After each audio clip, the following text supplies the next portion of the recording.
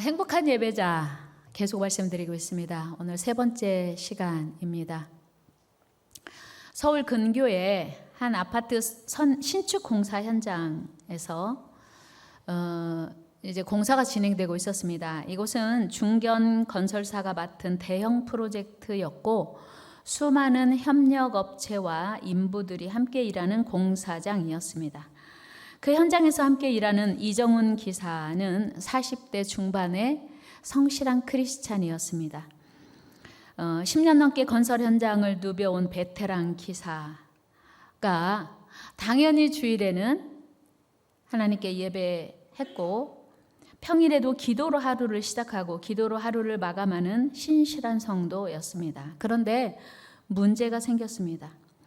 공사 현장의 일정이 촉박해지면서 원청 회사 측에서 건축 공정 일부를 줄이고 원가 내역서는 그대로 하자는 제안이었습니다. 즉 실제로는 단가가 조정된 공사를 하면서 서류상에는 예정대로 진행한 것처럼 작성하자는 것이었습니다. 현장 책임자는 자신 있게 말합니다. 다들 이렇게 해요. 이거 관행입니다. 뭐 별 큰 문제 없습니다. 공사 기간도 맞춰야 하고 뭐 예산도 맞춰야 하니까 보고서는 그냥 이렇게 하기로 하고 넘어갑시다. 그런데 이정문 기사는 달랐습니다. 죄송합니다. 저는 이 서류에 사인할 수 없습니다. 제가 사인한 문서에는 거짓이 없어야 합니다. 저는 하나님을 믿는 사람입니다. 아니 그렇게 고지식해서 어떻게 사회생활을 해요? 사람이 융통성이 있어야지. 결국 이정훈 기사는 그 다음 프로젝트에서 제외되었고 한직에 가까운 지방의 작은 공사 현장으로 좌천되었습니다. 그리고 1년 후 그 대형 프로젝트는 부실 시공 문제가 불거졌고 감사에 이어서 수사까지 받게 되었습니다. 당시 조작에 연루된 몇몇 직원들은 징계를 받기도 했고 회사를 떠나기도 했습니다. 그러나 이정훈 기사는 유일하게 조작을 거부한 인물로 내부감사에서 신뢰할 수 있는 직원으로 인정되어서 다시 본사로 복귀하게 되었습니다. 그는 분명히 말합니다. 정직하지 않은 사회에서 정직하게 살면 분명히 손해보는 것 같습니다.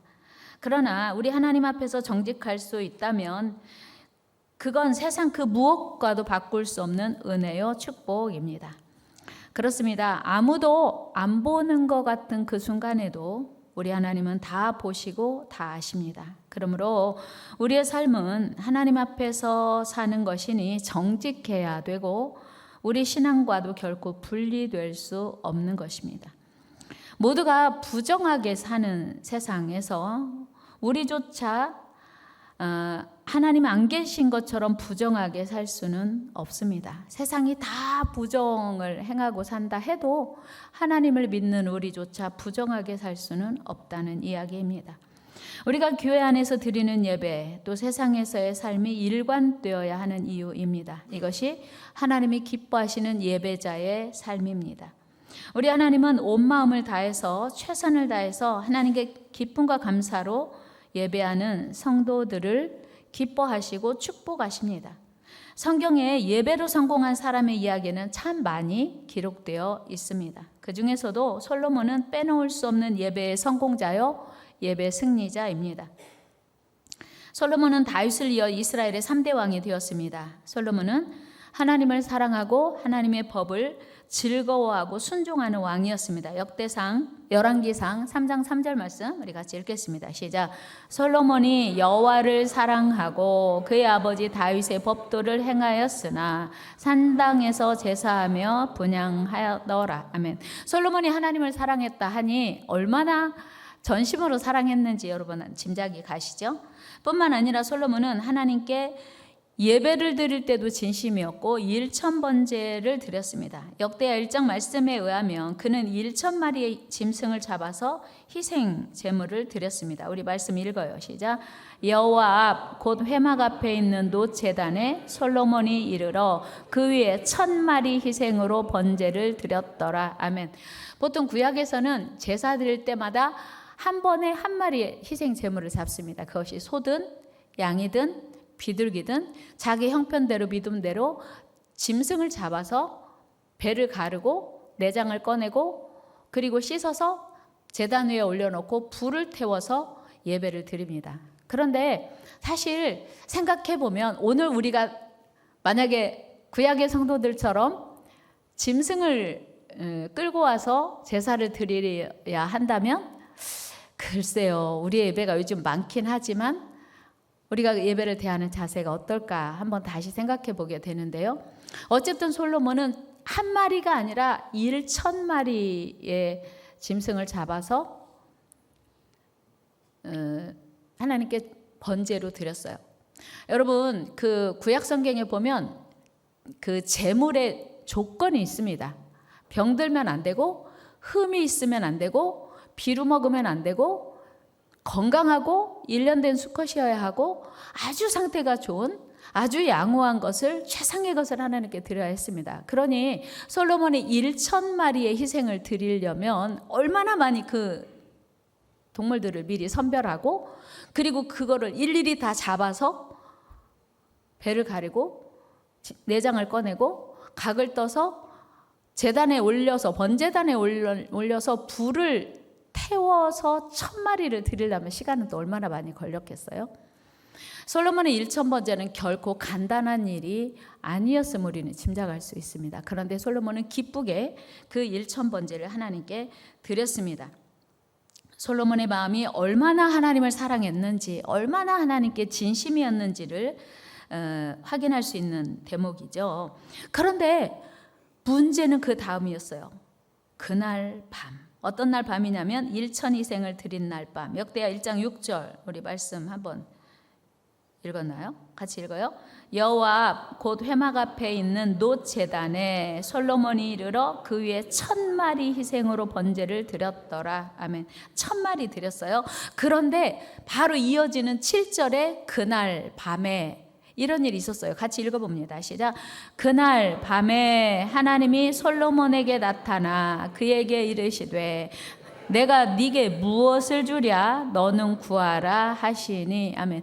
그러니까 1,000마리의 희생을 정성껏 최선 다해서 기쁨으로 제사를 드린 그날 밤에 하나님이 나타나서 내가 너에게 무엇을 주랴 너는 구하라 하시는 거예요. 그래서 솔로몬이 너무나 생각지 않은, 예상하지도 않은 일이 일어났지만 하나님, 저는 이 백성을 다스려야 합니다. 지혜를 주세요. 총명을 주세요.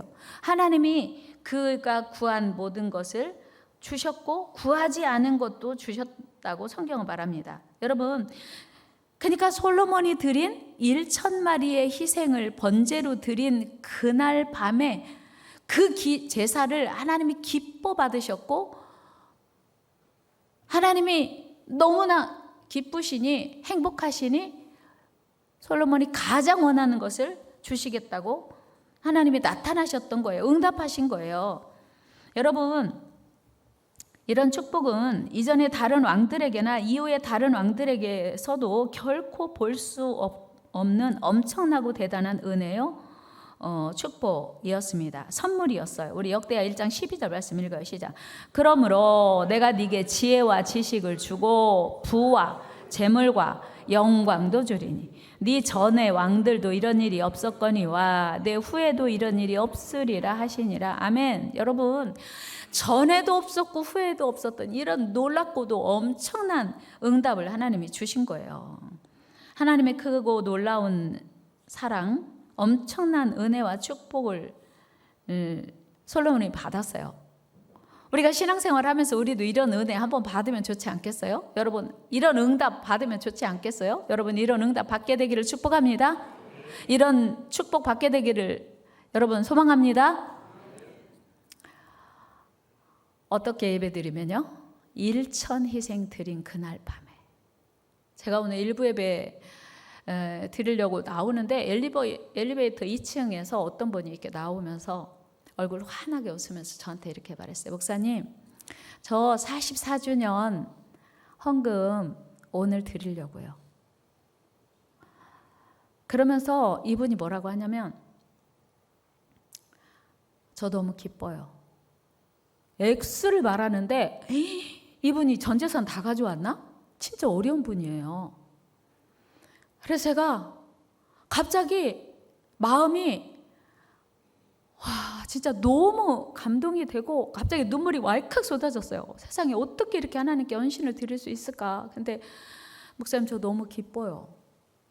그러면서 거기 44주년 건축원금 이렇게 써서 거기에다가 이렇게 이름 써서 가지고 온 거예요. 제가 꼭 안아주면서 와 진짜 어쩌면 이렇게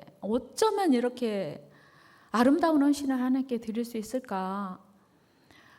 제가 말을 할 수가 없더라고요. 너무 감동돼서.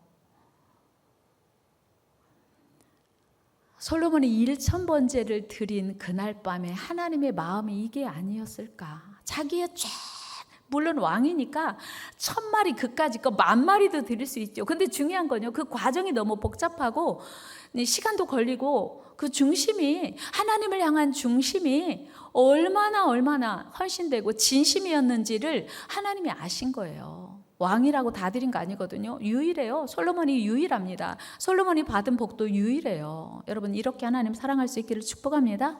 여기까지 들으면 우리 목사님이 헌금하라는구나. 아니요. 중심, 전심으로 하나님을 사랑할 때 이런 감동이 있어요. 여러분 우리가 수년 아니 수십 년 신앙생활을 하면서 내 삶에 왜 응답이 없을까? 왜 하나님은 내 삶에 기적을 베풀어 주시지 않을까? 저는 이런 차이라고 봐요. 우리가 드리는 헌신의 차이, 우리가 얼마나 기쁨과 감사로 전심으로 예배를 드리는가의 차이라고 저는 생각해요. 여러분 일생에 한 번이라도 좋으니 이런 그 예배로 말미암아 놀라운 응답과 축복을 받는 예배자 되기를 축원합니다. 이처럼 예배는요, 우리 인생을 바꿀 수 있는, 우리 인생을 충분히 바꾸고도 남는 놀라운 사건이에요. 그래서 예배는 능력이에요. 다 같이 합니다. 예배는 능력입니다. 예배는 선물입니다. 예배는 축복입니다. 제가 행복한 예배자 시작하면서 첫 번째 드렸던 질문 기억하시나요? 여러분들 예배하면 어떤 마음이십니까? 또 예배 드려? 와, 오늘 예배 드린다. 전자예요, 호자예요? 예배 그러면 지루함이 먼저 떠올라요? 아니면 막 기쁘고 설레요? 감동이 돼요? 야, 오늘 목사님 설교 몇 분 하려나? 이런 마음으로 드리는 예배를 하나님이 어떻게 받으실까? 우리는 생각해 봐야 돼요. 여러분, 다시 말씀드립니다. 예배는요, 우리 인생을 충분히 바꾸고도 남는 엄청난 사건입니다. 예배는 이벤트예요. 그 예배에 하나님이 함께 계시기 때문이에요. 믿습니까? 예배는 하나님이 함께 계시고 예배의 주체가 하나님이시기 때문에 예배로 우리 삶이 바뀝니다. 행복한 예배자, 하나님이 기뻐하시고 감동하시는 최고의 예배자 되는 저와 여러분 되기를 축원합니다. 그런가 하면 오늘 본문을 통해서 우리는 삶으로 드리는 예배에 대해서 살펴보려고 합니다. 오늘 본문의 요셉은 형들에게 미움을 받아서 팔려간 애굽의 시위대장 보디발의 집에서 노예로 생활하고 있었습니다. 아무런 준비도 없이 전혀 예상하지도 않은 상황에서 한순간에 노예가 되었으니 그의 삶은 당황스럽기만 하고 불평불만이 가득할 수 있습니다. 또한 한 번도 안 해본 고된 일, 힘든 일 다 하면 와중에 실수를 남발할 수도 있습니다. 얼마나 형들이 미웠을까요? 얼마나 자기 형편이 원망스러웠을까요? 그러나 요셉은 적응할 시간도 없이 시작한 그 노예 생활을 너무 잘 적응하고 있었습니다. 성실하게. 뿐만 아니라 요셉은 이미 주인의 총애를 받고 있는 신실한 청년이었습니다. 우리 창세기 39장 4절 말씀 읽어요. 시작. 요셉이 그의 주인에게 은혜를 입어 섬김에 그가 요셉을 가정 총무로 삼고 자기 소유를 다 그의 손에 위탁하니. 아멘. 지금 얼마나 시간이 지났나는 성경에 안 써 있어요. 그런데 요셉이 그 집에서 처음에 노예로 팔려갔는데 노예로 신앙생활을 하면서 벌써 인정을 받아서 그 가정의 총무가 되었어요. 그 사이에 요셉이 소년의 티를 벗고 멋진 청년이 된 거예요. 그런데 어느 날 그 주인의 아내가 요셉을 남자로 여기고 유혹을 한 거예요. 그러나 요셉은 단호히 거절하며 자기를 믿고 모든 일을 맡겨준 주인에 대한 도리가 아닐 뿐만 아니라 하나님 앞에서도 나는 결코 범죄할 수 없다고 이렇게 고백합니다. 우리 9절 말씀 읽어요. 시작. 이 집에는 나보다 큰 이가 없으며 주인이 아무것도 내게 금하지 아니하였어도 금한 것은 당신뿐이니 당신은 그의 아내임이라. 그런즉 내가 어찌 이 큰 악을 행하여 하나님께 죄를 지으리까. 아멘. 사실은요, 지금 여전히 신부는 노예거든요. 종이에요. 그 집 하인이에요. 지금 애굽에 팔려갔으니 뭐 우리로 말하면 외국인 노동자, 근로자 정도. 그리고 그 당시에 그 노예는요, 신분이라 할 것도 없어요. 물건이요, 물건. 그런데 만약에 주인의 마님의 그 청을 거절했다가 어떻게 될까 생각하면요, 거절할 수 없는 상황이에요. 당장 쫓겨나면 갈 데도 없지요. 요즘으로 말하면 미국 지금 트럼프가 뭐 그 여행 비자 가지고 와서 일하는 사람 아니요, 뭐 신분이 확보된 사람들도 다 추방한 것처럼 그보다 훨씬 더 비천한 신분이 요셉이에요. 그런데 주인 마님의 청을 과감히 거절하고 나를 믿고 이 집을 맡겨준 주인에게 배신할 수 없다. 나를 보고 계시는 하나님을 배신할 수 없다고 말한 거예요. 여러분, 우리 크리스찬들은요, 사람도 배신하면 안 되고요, 하나님은 더더욱 배신하면 안 돼요. 옆 사람에게 인사해. 우리 배신하지 맙시다. 절대로 은혜 입었으면요, 은혜 갚을 줄 알아야 돼요. 배신하면 안 돼요. 성도들은요, 배신하면 안 돼요. 세상에서도 의리가 있어야 된다고 하잖아요. 그런데 하나님의 은혜를 배신하고 사람의 의리를 배신하는 그건 절대 있을 수 없는 일이에요. 그런데 요셉이 지금 주인 마님 앞에서 나는 주인이 나를 믿고 이 일을 맡겨줬기 때문에 배신할 수 없습니다. 하나님 앞에 죄 지을 수 없습니다라고 지금 거절하는데, 사실 노예 신분에서 이거는 절대로 할 수 없는 거절입니다. 당장 이 집에서 쫓겨날 수도 있는 일이었습니다. 뿐만 아니라 오히려 주인 마님의 눈에 들면, 이 상황에서 주인 마님의 눈에 들면 노예 생활이 수월할 수 있어요. 집에 아무도 없는데요. 둘이만, 너랑 나랑 둘밖에 없어. 아무도 없는데 주인 마님이 나를 좋아한다? 나를 뭐라 그럴까, 같이 하여튼 뭔가 죄를 같이 하면은 뭐 동질감이 생기잖아요. 그럼에도 불구하고 요셉에게는 생존보다 더 중요한 게 하나님 앞에서 바르게 사는 것이었어요. 그게 더 소중했어요. 이것이 신앙인이 가져야 할 삶의 예배, 올바른 정직한 삶의 모습입니다. 사실 이 주인 마님이 한 번만이 아니요, 날마다 요셉을 유혹하는 거예요. 우리 말씀 읽어요. 10절 시작. 여인이 날마다 요셉에게 청하였으나 요셉이 듣지 아니하여 동침하지 아니할 뿐더러 함께 있지도 아니하니라. 아멘. 이거 쉬웠을까요? 여러분, 그런데 마귀는요, 절대 한 번만 우리를 유혹하지 않습니다. 마귀는요, 지속적으로 우리를 공격해요. 이게 마귀의 공격인 줄 알면 이길 수 있는데, 나도 모르게 마귀의 공격인지 모르고, 그리고 지속적으로 날마다 공격하니 얼마나 괴롭겠어요. 얼마나 힘들었겠어요. 거절하는 것도 한두 번이지. 그러나 요셉은 흔들리지 않았어요. 우리 흔들리지 맙시다. 사단의 유혹에 흔들리지 맙시다. 요셉은 그때마다 단호하게 뿌리쳤고 마침내 요셉은 그 일로 감옥에 수감되었습니다. 참으로 억울한 일이었어요. 그렇습니다, 여러분. 우리가 때로 하나님께 순종하다 보면, 말씀대로 살다 보면 억울한 일을 만날 수 있습니다. 그리고 불이익을 당할 때도 있어요. 그러나 그렇다고 해서 죄와 타협할 수는 없어요. 그렇다고 해서 불이익을 당하고 어려울 수 있지만 그렇다고 죄와 타협할 수는 없는 일이에요. 지금도 살아계시는 하나님이 다 알고 계시고 보고 계시기 때문이요. 여러분, 우리가 살아가는 동안 수없이 많은 순간들 속에서 우리는 사단의 유혹과 공격을 받습니다. 그때마다 이런 유혹받아. 야, 이 정도는 다 예수 믿는 사람도 이 정도는 다 하던데? 이 정도는 괜찮지 않아? 꼭 그렇게까지 해야 돼? 이런 이야기 여러분 많이 들어보셨죠? 이 정도는 괜찮아. 그러나 요셉은 결코 죄와 타협하지 않았습니다. 아니, 죄와 타협할 수가 없었어요. 우리 하나님은 그런 요셉을 우여곡절 끝에 마침내 애굽의 총리로 세워주십니다. 할렐루야, 할렐루야. 할렐루야.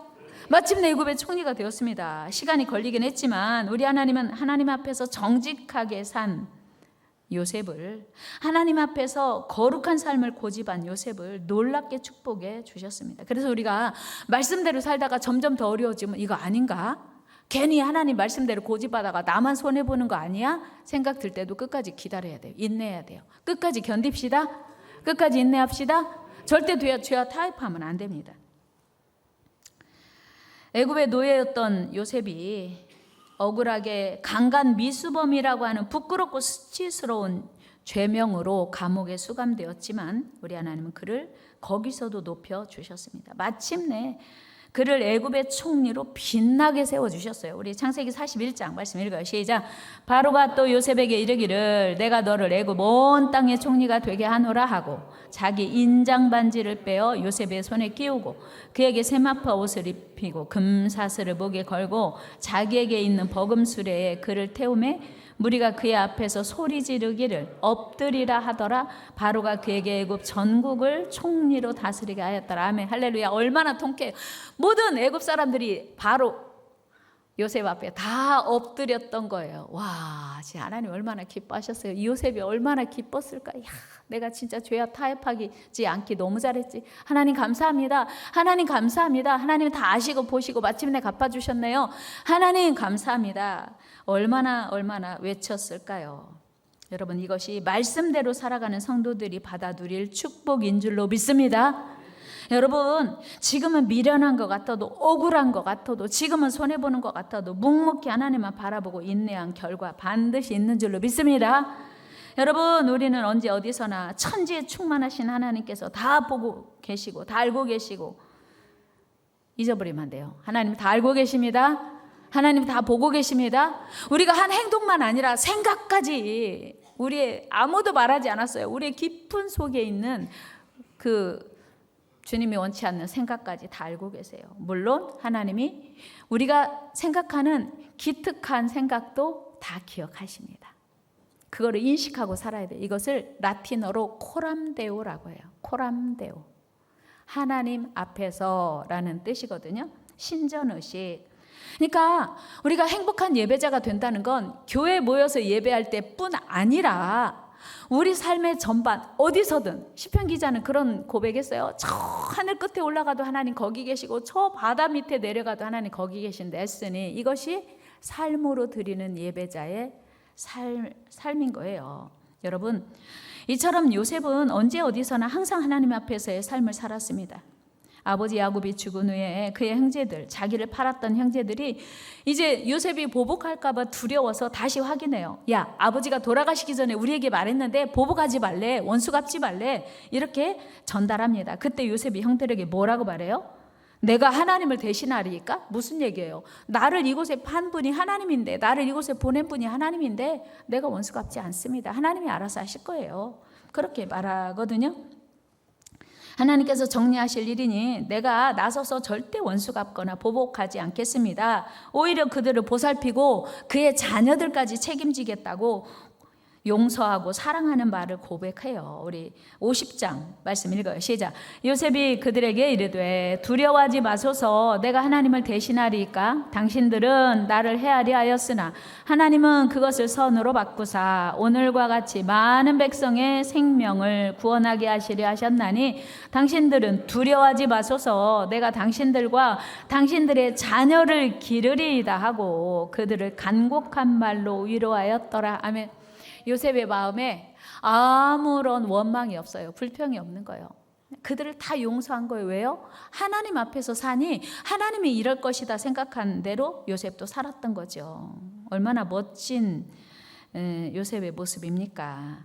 요셉의 삶은 매 순간이 그야말로 하나님 앞에서 드리는 예배자의 삶이었습니다. 우리 모두 이런 멋진 삶의 예배자, 모든 정권을 하나님께 드리는 행복한 예배자 될 수 있기를 축복합니다.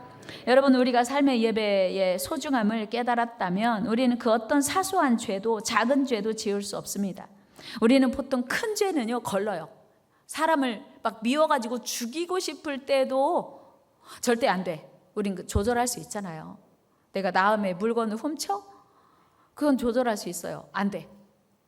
그런데 사소한 거, 큰 죄는 우린 걸러요. 뭐 그런 죄는 우리는 절대 할 일 없죠. 작은 죄. 예수님 말씀하셨죠. 누구를 미워하는 게 살인죄래요. 남의 물건을 보고 욕심을 내면 벌써 이렇게 도둑질한 거래요. 이런 사소한 죄에서도 넘어가지 않는 저와 여러분 되기를 축복합니다. 아멘. 큰 죄뿐만 아니라 작은 죄도 걸러야 할 이유는 하나님이 우리를 떠나지 않고 동행하시기 때문이에요. 따라서 하나님 앞에 우리는 아무것도 속일 수 없습니다. 드러나지 않음이 없습니다. 그러므로 우리는 우리 모든 삶이 하나님 앞에서 정직하게 드러남을 기억하고 진실하고 신실하게 살아가는 저와 여러분 되기를 축복합니다.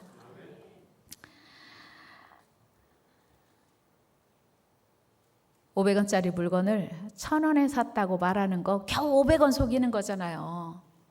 근데 그 사소한 것도 사실 우리는 하면 안 돼요. 물론 뭐 장사하시는 분들, 사업하시는 분들은 다른 얘기예요. 우리가 누구에게 이거 얼마에 샀어? 라고 말할 때, 특히 어떤 이해관계가 얽혔을 때 속이면 안 돼요. 100원이라도 10원이라도. 하나님이 싫어하시는 그 어떤 생각도 행동도 우리는 하면 안 됩니다. 이것이 하나님이 받으시는 삶의 예배입니다. 다윗은요, 자신을 죽이려고 쫓아다니는 사울을 죽일 기회가 있었어요. 그런데 다윗은 하나님이 세우신 사울을 죽일 수 없다고 사실은 그 기회를 양보합니다. 사울이 죄 없는 다윗을 죽이려고 10년 이상 쫓아다녔죠.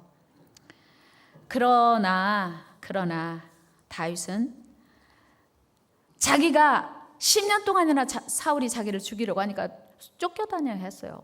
그 쫓겨다니는 순간에 깊은 동굴에 숨어 있는데 그 동굴에 하필 사울이 볼일 보러 온 거예요.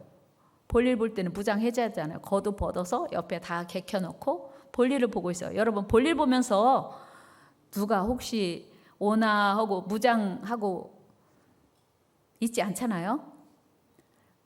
그 옆에 신하들이 지금이야말로 사울을 죽일 기회입니다. 절대로 하나님이 주신 기회니까 기회를 잡읍시다 하는데 다윗은요 그의 옷자락을 살짝 베요. 그것만으로도 마음이 찔렸다고 성경은 말씀하고 있거든요. 다윗은 이날 마음만 먹으면 충분히 사울을 해치울 수 있었습니다. 그리고 그의 지리한 피난의 삶을 끝날 수 있었습니다. 그러나 다윗은 사울을 해치지 않고 살려줍니다. 우리 말씀 읽어볼까요?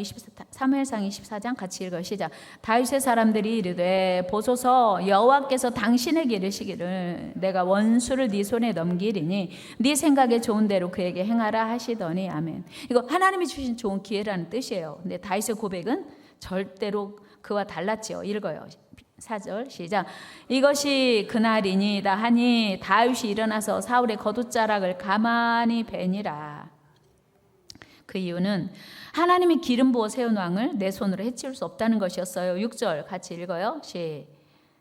6절 시작. 자기 사람들에게 이르되 내가 손을 들어 여호와의 기름 부음을 받은 내 주를 치는 것은 여호와께서 금하시는 것이니 그는 여호와의 기름 부음을 받은 자가 됨이니라 하고 아멘. 여러분 지금 다윗의 마음속에 사울을 미워할 수도 있어요. 왜? 자기 죽이려고 하니까 10년 이상 쫓아다니니까. 그런데 다윗의 마음속에는 사울을 미워하는 마음이 없어요. 그리고 내 주를 치는 것은 하나님이 금하신 것이 끝까지 하나님의 기준으로 자기 모든 삶을 결정합니다. 이는 하나님의 권위를 인정하는 다윗의 믿음의 고백이었죠. 이것을 저는 다윗의 삶의 예배라고 표현하고 싶은 것입니다. 나중에 이 사실을 깨닫게 된 사울이 다윗아 네가 옳다, 네가 옳았다. 하나님이 너를 이스라엘 왕으로 세우실 것이 분명하다고 오히려 축복해요. 우리 말씀 읽어볼까요? 24장 19절 20절 시작. 사람이 그의 원수를 만나면 그를 평안히 가게 하겠느냐? 네가 오늘 내게 행한 일로 말미암아 여호와께서 내게 선으로 갚으시기를 원하노라. 보라 나는 네가 반드시 왕이 될 것을 알고 이스라엘 나라가 네 손에 견고히 설 것을 아노니 아멘. 다윗을 축복하는 거예요. 너 이스라엘 왕 될 거 맞아. 이렇게 이야기하는 거예요. 여러분, 그 이후에도 다윗은 사울을 죽일 수 있는 기회를 또 만나요. 그러나 이때에도 사울과 그 사울을 따르는 사람들이 깊은 굴 속에서 다 잠들어 있었네요. 잠들어 있는 그 사울을 죽일 수 있었는데 이때에도 다윗은 창과 물병, 사울이 가지고 다니는 창과 물병만 가지고 그 굴을 빠져나와요. 같이 말씀 읽어볼까요? 시작. 내가 손을 들어 여호와의 기름 부음 받은 자를 치는 것을 여호와께서 금하시니나니 너는 그의 머리에 곁에 있는 창과 물병만 가지고 가자 하고. 아멘. 멋지죠. 이때에도 여전히 다윗의 고백은 하나님이 기름 부어 세운 왕을 자기 손으로 해치지 않겠다는 고백이에요. 9절 말씀 우리 같이 읽어 시작. 다윗이 아비새에게 이르되 죽이지 말라. 누구든지 손을 들어 여호와의 기름 부음 받은 자를 치면 죄가 없겠느냐 하고. 하나님이 알아서 할 거야. 하나님이 세웠으니 그가 죄가 있어서 치시는 것도 죽이시는 것도 하나님이 할 거야. 그렇게 고백해요. 10절 말씀 읽어봐요. 10절 시작. 다윗이 또 이르되 여호와께서 살아계심을 두고 맹세하노니 여호와께서 그를 치시리니 혹은 죽을 날이 이르거나 또는 전장에 나가서 망하리라. 아멘. 야, 진짜 다윗은요 얼마나 멋진 믿음 가지고 있는지 몰라. 이게 삶의 예배자의 모습이에요. 여러분, 우리가 아무리 용서할 수 없는 원수라고 해도 그것조차 하나님께 맡기는 믿음 갖게 되기를 축복합니다. 이게 삶의 예배예요. 바울의 고백 한번 들어봐요. 로마서 12장 19절 시작. 내 사랑하는 자들아, 너희가 친히 원수를 갚지 말고 하나님의 진노하심에 맡기라. 기록되었으되 원수 갚는 것이 내게 있으니 내가 갚으리라고 주께서 말씀하시니라. 아멘. 원수 하나님이 갚아주실 거예요. 왜? 하나님이 나에게 부당하게 행한 거 다 알고 계시고 하나님이 나에게 부당하게 내가 억울한 거 다 알고 계시니까 하나님이 갚으실 거야. 절대 원수 갚지 마. 이렇게 바울이 우리에게 가르쳐 주시는 거예요. 여러분, 하나님의 선하심과 신실하심을 믿은 성도들은 원수 보복하는 것조차 하나님께 맡깁니다. 위임해요. 이런 모습이 바로 삶의 예배요. 그런 자가 삶의 예배자가 아니겠습니까? 그렇지 않고 내가 친히 원수 갚아야 한다면 늘 싸우고 시기하고 질투하고 미워하고 분노하게 되는 거죠. 여러분, 우리 하나님께 맡깁시다. 하나님께 맡깁시다. 하나님이 맡기면 다 알아서 해결해 주시는 거예요. 마지막으로 이야기 하나 해드리고 오늘 말씀 마치려고 합니다. 어느 동네에 새로 이사 온 사람이 그 동네에 이제 가까운 곳에 교회를 정하고 싶은데 교회가 여럿 있었어요. 어느 교회를 가야 할지 모르니까 구멍가게에 가서 물어보는 거예요. 이 동네에 제가 이사 왔어요. 좋은 교회 소개해 주세요 했더니 그 구멍가게 주인이 이러는 거예요. 저는 교회를 다니지 않아서 어느 교회가 좋은 교회인지 잘 모릅니다. 그런데 최근에 이 앞에 교회에 담임 목사님이 새로 오셨어요. 그 목사님이 오신 이후로 그 교인들이 외상값을 잘 갚더라고요. 그 이전에는 목사님 바뀌기 전에는 교인들이 외상값을 진짜 안 갚았거든요. 근데 목사님이 새로 오시고 나서 외상값을 잘 갚는 것이 그 교회가 좋은 교회 된 것 같아요. 이게 삶의 예배예요. 우리가 전도를 말로도 합니다. 그러나 삶으로도 해요.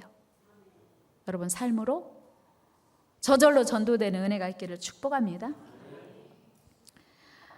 여러분, 하나님 앞에서는 물론 세상에서도 불신자들 앞에서도 뭔가 달라져야 뭔가 다르구나 하는 인정을 받는 것이 삶의 예배입니다. 우리는 교회 안에서뿐만 아니라 교회 밖 세상에서도 하나님의 거룩하심을 본받아 예배자로 살아야 합니다. 여러분, 우리 모두는 솔로몬처럼 하나님의 감동하시는 예배 드려야 돼요. 당연히 지각하는 거 솔로몬의 예배 될 수 없지요. 예배 시간에 조는 것. 어떤 젊은 친구들은요 핸드폰을 처음부터 끝까지 와 진짜 말하고 싶은데 아직도 말 못하고 있어요. 상처받을까 봐. 근데 이제 말하려고요. 야, 하나님이 감동하시는 예배를 드리지 않으면 우리 삶에 응답 없어, 축복 없어. 수십 년 우리가 교회 다닌다고 우리가 축복받는 거 아니야. 오늘 말씀 들어보니까 솔로몬의 예배는 한 번 드렸어요. 단 한 번 예배에 인생 바꾼 거예요. 여러분, 그런 예배 드릴 수 있기를 축복합니다. 뿐만 아니고 세상에서도 우리의 삶 속에서도 요셉처럼 다윗처럼 이정훈 기사처럼 정직하게 살아야 합니다. 이것이 삶의 예배요 행복한 예배자로 사는 길입니다. 우리 모두 행복한 예배자 되기를 주의 이름으로 축원합니다.